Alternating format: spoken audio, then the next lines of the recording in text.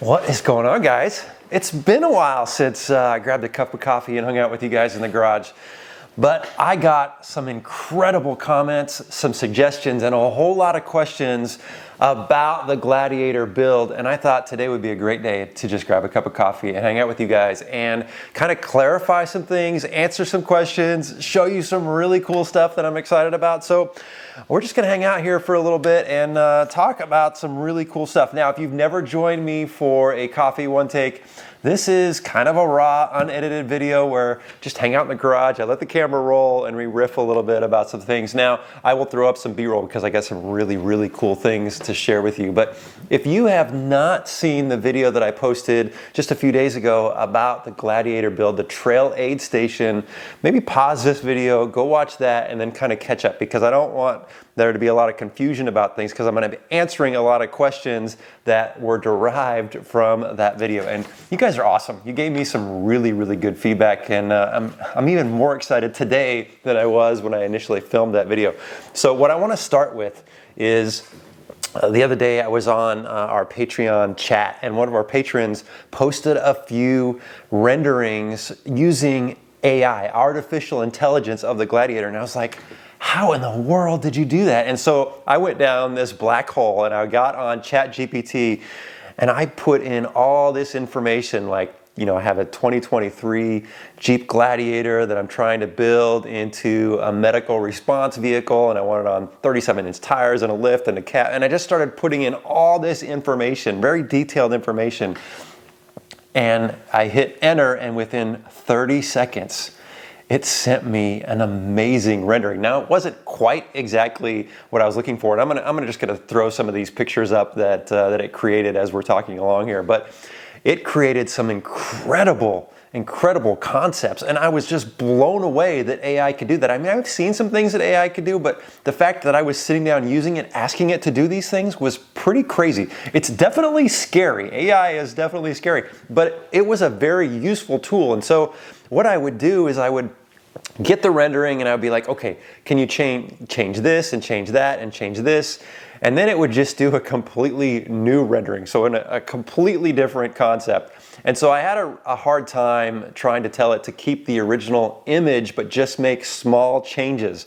And so it didn't quite get exactly my concept, but from all the pictures that I got in there, and I must have like 20 of them, I was like, wow, I really like that idea, and I like this piece, and I like that element. A lot of stuff that I could kind of merge together. And look, there is no way that I could have done that. I was playing around on like PowerPoint and was trying to do like a little outline of some of the things on the Gladiator. Nothing came close to what AI was able to produce. And if I had worked with like a graphic artist or something to create those, one, it would have cost me probably quite a bit of money. Two, there's no way that I could have got those many renderings in that short a period of time. Now, they're not perfect. I mean, you can see that there was a ton of misspellings on there, and like one of the light bars had some wires hanging down. I was like, well, that's weird. The tail lights on the back of some of the renderings were facing sideways. So it didn't get everything right, and it definitely didn't do everything I told it to do. It seemed like it was a little confused sometimes, but still a very cool tool, something that I think I will continue to use more of as we're going along here, because I think it can kind of be helpful for some of those things. So I posted some of that stuff on our social media, so if you're not following me on Instagram or Facebook, definitely go check it out, because I will probably post more of that stuff here in the future. And a huge thanks to our patrons, because that was extremely helpful. Okay.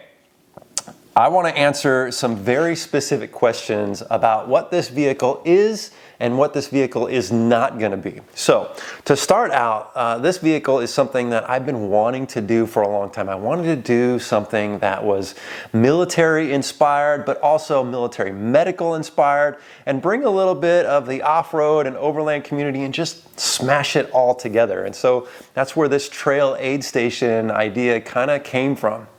Now, This vehicle is going to be a tribute vehicle. I want to be able to honor the hospital corpsmen out there. I want to honor the military. I want to honor our medical first responders and everybody out there that's doing God's work. And so that's, first and foremost, that's a pretty important piece of all this. And I'm going to do some cool Easter eggs that are going to make sure that we give good recognition to all the folks that are doing those amazing works out there. The other thing is I want this to be a vessel, a vehicle that will bring awareness to first aid. So having a good first aid kit and knowing what's in there and being trained on first aid is something I think the off-road and overland community is a little lax on. And look, I've responded on the trail to a few first aid incidences, and there were people that didn't know what they were doing and they didn't have first aid kits. And I think it's just one of those things that we all need to be prepared for. You never know when something is going to happen out on the trail. And just having a little bit of basic first aid training is super important. So this is to help bring awareness to that. Also, I want this to be a tool where we can help raise awareness and funds for Operation Homefront, which is a nonprofit organization that supports military families. It's an organization that Regina and I are passionate about supporting. We've raised quite a bit of money from them already over the years, and we want to continue to do that. And we've had some good conversations with them recently, and they're excited about this project. And we're going to do some things to kind of raise money and awareness for them. You can volunteer with them, you can donate, but they are doing amazing work for military families. So that is also another piece of this. Now, here's where I think some of the confusion about what this Gladiator build is not going to be. This is not going to be an actual 911 emergency response vehicle. Like, I'm not going to be standing by ready to go receive a call to go respond to an emergency. That's not the focus of this. I want it to be able to do it, and so I don't want this to just be for looks. I want it to have a lot of really cool practical things on it. But look, I haven't practiced medicine in a while. It's been, I retired in 2016, so it's been a minute. My medical skills are a little rusty. I'm pretty sure that a lot of my certs are expired, and so there would be some issues for me going out and actually providing medical care. I mean, you can do first aid. You're covered to do some basic first aid, but to actually go out and do a response is not something I'm planning on doing. If there was a situation where it just made sense to use this vehicle in a real world situation. Look, I'm going to have an EMT, a paramedic, a nurse, a doctor, somebody that's currently certified sitting shotgun with me, and I'm going to let their license and their current skills do God's work. For me, I just want this to be something that, one, is fun and cool and brings awareness to those things we talked about. So this is not going to be an in-service medical response vehicle. I hope I can clarify that a little bit. There was a lot of comments on there. And look, some of you guys, I appreciate those comments because some of you were like, Brad, we don't want you to get in trouble out there. There's legality issues, and you're 100% right. And so thank you for those comments. Thank you for reminding me what I can't do with this, because it's important to remember. The other thing is, you'll see a lot of those renderings from AI had red crosses on there. And so the Department of Transportation is very clear on the regulations on what you can and cannot put on your vehicle. So you cannot put a red cross on there. You cannot put the Star of Life. Can't put the word ambulance on there. But there are some things that we can do to still make it kind of inspired to be, a medical response vehicle. I can put a caduce on there. Military, that's what we wore when we were in the Navy as corpsmen. We wear these little caduceus, and I'll show a picture up there. I can put those on there. But I got to be careful about the markings. I don't want people to assume this is like an ambulance or anything like that. The other thing, and this came off the renderings. If you go back and watch the video, I talked about, I wanted this to be kind of a military themed and maybe a desert tan or an olive drab green color. But after seeing those renderings in white with the red accents, and I showed Regina, I'm like, hon, this is it. This is exactly how I want this thing to look. It's definitely cool looking. And while I think, a desert tan and a green would be pretty cool. Honestly, there's a couple elements to that which wouldn't be cool. One, it'd be hard to see. So if you were filming or taking pictures of it, which is what I do for a living, it would be a little hard to see. Whereas the white and red is an amazing contrast when we're out in the desert or in the forest. But two, if this was sitting somewhere as a battalion aid station or a trail aid station, you don't want it to be super camouflaged. I'm not trying to hide from enemy combatants or anything like that. So I think I'm kind of sold on the white and red color scheme. So more to come on that. And I'm probably going to mess around with AI a little bit more and see what it kind of comes up with. So if you're following us on some of our social media, I'll make sure I post some more of those here in the future. So, okay.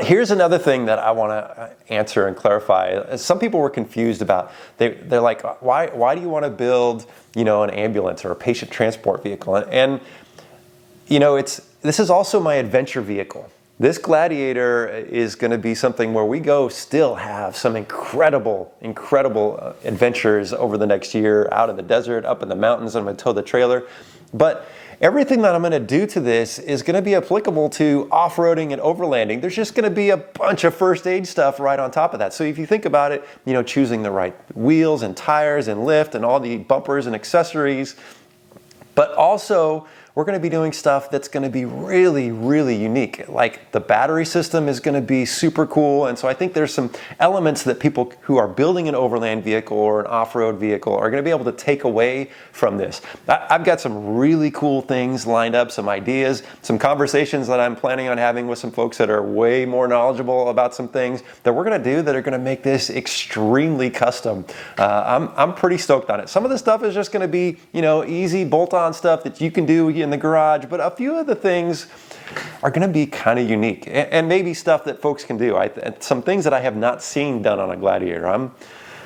I'm getting more and more excited every day about this. Okay, a lot of folks asked, and this is a fair question, why I chose the Gladiator and why not a Power Wagon or a Humvee or something like that. And the truth is, this is a debate I had in my head because, if you go a full-size vehicle, it makes it easier for payload, right? Because you have a much greater payload than you do with the Jeep Gladiator.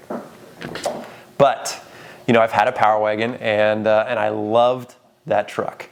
And I've always said that, there was two vehicles that I regretted selling. One is the Power Wagon, but the other one is the Jeep Gladiator. I don't know, you probably can't see it, but the only picture hanging in my garage of any of the vehicles I've ever owned is Amelia, the red Jeep Gladiator I had. And I look at that thing all the time and I'm like, man, I miss having a Gladiator. It's such a cool truck. It's super capable, it's nimble, and it's small. And so for me, you guys know I like to go down some good technical trails. Sometimes they get tight and narrow. And there's just places you're not going to take a Power Wagon or a full-size truck, and definitely not a Humvee. And honestly, I spent many hours and many days in a Humvee ambulance when I was deployed. And honestly, I have no interest in spending any more time in those things. They're not comfortable, they're loud, they're obnoxious, and I want some creature comforts, and I want it to be small and nimble. And I think the Gladiator, for me, is the perfect platform. I know there's going to be a lot of debate about this. Oh, you should have got a Power Wagon. You know what? There's nothing wrong. And Power Wagon would have been a great vehicle. Just not what I wanted. This is just kind of what I wanted. I'm really excited about this. I have not been this excited about a vehicle in the garage for a long, long time. I've actually sat in here with a couple of cups of coffee just thinking about everything that I'm going to do to this thing. It's really cool. First thing we're going to do, though, is just get out and use it in stock form, which is going to be awesome. Okay. This is going to be a tow vehicle, and a lot of folks have asked, how am I going to leverage the Patriot Campers trailer? And while we are going to take the trailer with this to some amazing places, I want the Gladiator to be standalone from the trailer. So the trailer has power and water and bed and storage and everything. But I think I would be doing a disservice to the trail aid station build if I didn't make it self-sustainable by itself. So it has to have all the things. And a lot of those things are going to add weight, and it's a lot of stuff I got to think about. I mean, water is going to be the big one. Fuel is going to be the big one. Batteries I'm not too stressed about because lithium batteries are pretty light. And I'm going to start out small and see what power needs I really have, and so I may only put like 200 or 300 amp hours of lithium battery in the Jeep to start with, and then kind of run all the systems and see how that goes, and see if I need more power or more solar, and so we'll figure that out. But I think the things that are going to add the most weight are going to be the fuel, the storage in the back, and the storage on top, and water. I'm going to need to figure out what the right amount of water is to have on this thing, because those things that can add up quickly. It can happen really, really quickly. Okay, as far as patient transport, there was a lot of good comments and questions about this. The focus of this is not to be a dedicated patient transport vehicle. It's to set up in a location to receive patients. But I do want to be able to put a stretcher in the back. And I read a lot of comments, and honestly I have been online looking at all kinds of variations of backboards and stretchers, and search and air rescue litters, and ones that fold up, and titanium ones that are like $3,000. I mean, there's some incredible stretchers and ways to transport a patient. What I want to do is find a way to make half of the bed able to put a stretcher in there, lock it down, so if you needed to transport a patient with the tailgate down on the dirt, not on the road, I'm not taking anybody on the freeway, that we could go grab them and bring them to a safe location, the trail aid station. That's kind of my vision. The other cool thing is that stretcher is also a bed, right? So I could sleep on there. I mean, I'm not going to sleep on a stretcher, but I could use that space, put an air mattress on there, and I could sleep on that if I wanted to. So it's multi-purpose. It's cool to have a stretcher to be able to transport a patient, but it's also, sometimes you just want to sleep in your vehicle. And so the tailgate's going to need to be down. The canopy that we have coming, which I don't want to give anything away, but the canopy we have coming is going to open up in the back. And so that will give enough length, you will just have an open air area. And I have some ideas on maybe some cool ways to do some canvas or something to kind of enclose that. So if, I wanted to sleep in there and I wanted to stay out of the elements, you might be able to do that. Or if we wanted to transport a patient, hypothetically, we could do that. And so finding a way to lock down the tailgate so it doesn't flop around when you're driving, some little things like that we're going to work on. But if you look back, at the old Vietnam and World War II, ways that they transported patients out in combat zones, and they were throwing them across the hood, and they were stacking them too high on the side of a Jeep. And so again, that's kind of my vision, is I don't want this to be something where, I'm driving on the freeway with somebody in the back. I just want to be able to have the ability to transport them if need be. And again, this is not an emergency response vehicle. So, all right, here's a tough one, and I mentioned this in the video, and that is, this is going to require some investment, and so I am going to be getting rid of some things.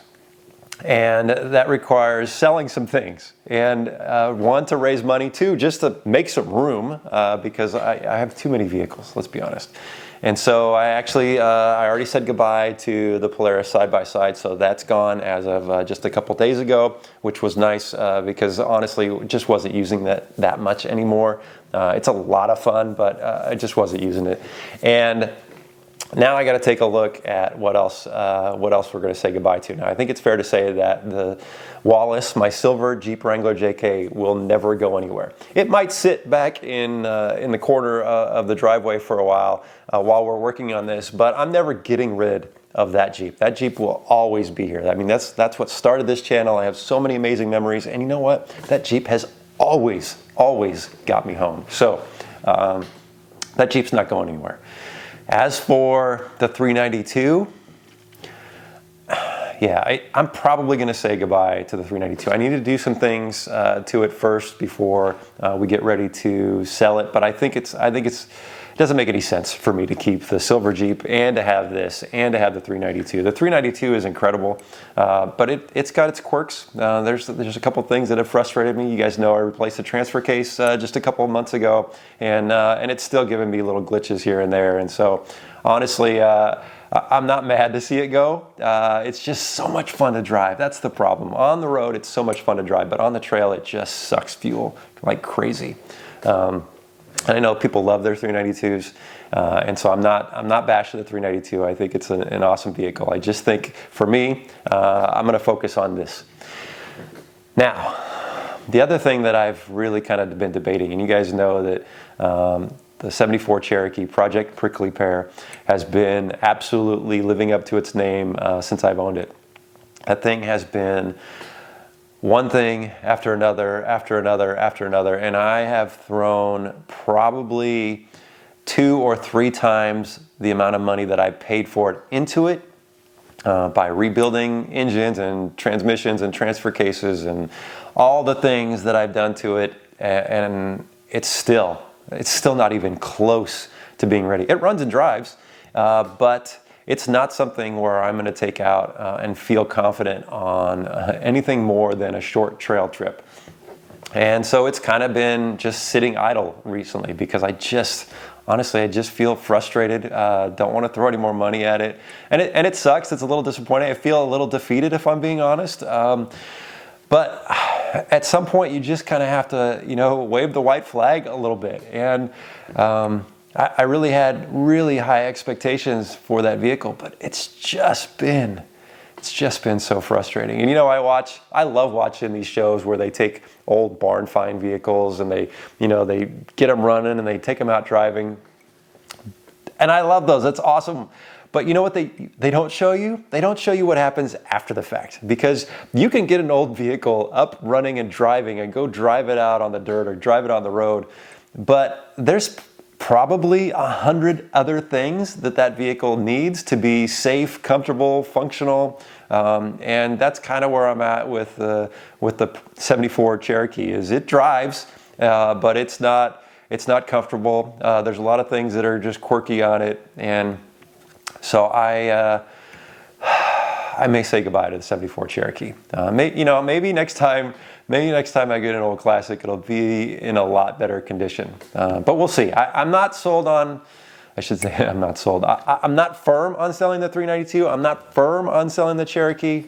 I'm just kind of sharing with you guys where my head is at right now. I need to make some space. I need to raise some money. And so that's kind of what's going on. Now, another question that I got, and a lot of comments, and is about the engine in the Gladiator. Why didn't I get the diesel, or why don't I just go ahead and do a Hemi swap? Both very valid conversations to have. So diesel, first of all,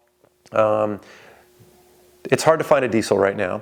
Jeep Gladiators, $15,000 off of a 2023 Jeep Gladiator. If you are in the market for a Jeep Gladiator, right now is the time to go get one, because they are trying to get rid of the 2023 models. So this just happened to be exactly what I was looking for. It all paint matched white all around, it's the Rubicon, it had the nice interior. I didn't get all the bells and whistles. There's no heated seats. There's no adaptive cruise control. I just wanted it pretty simple. But it has the 3.6 liter engine, which I'm fine with. I had a diesel Wrangler a couple years ago. It was great. The fuel economy was great. The torque on that thing was great. It gave me a little overheating issues. And so maybe that's just a little bit of bad taste in my mouth. But I wasn't avoiding finding a diesel Gladiator. It just happened to be that this is what I found. It was local and it works for me. Now, what about a Hemi swap? Well, I think I just mentioned that my 392 is a massive gas guzzler, and I need this thing to have some good range on its own and good range towing. And if I put a Hemi in there, it'll pull the trailer, it'll do all the things with all the weight that we're going to put on it, no problem, and it'll be fun to drive on the road, but fuel economy will go down. And so I'm not going to put a Hemi in there. I'm going to stick with the 3.6 liter. I'm going to keep it pretty stock, and I think it'll be just fine as it sits. So no Hemi there. What else am I missing? I tried to write down as many of the questions as possible that I thought were important to revisit, and I think I think we got them all, guys. I don't know about you all. I hope you're excited as I am. Yeah, this Gladiator is going to be cool. It's going to be cool, guys, and it's going to be really meaningful to me, and hopefully it's going to help raise awareness to everybody else. So there you have it. Coffee one take. We hung out in the garage. I didn't take a single sip of coffee. This is the TrailRecon Adventure Blend coffee, which I will leave a link down below for, guys. We have this over at trailrecon.com, and they make a great stocking stuffer right now. So go pick some up. I'm gonna go daydream a little bit more about this, and we're gonna be taking this out on the trail soon and doing some upgrades with it. Thanks for hanging out with me, guys. We'll see you all in the next video.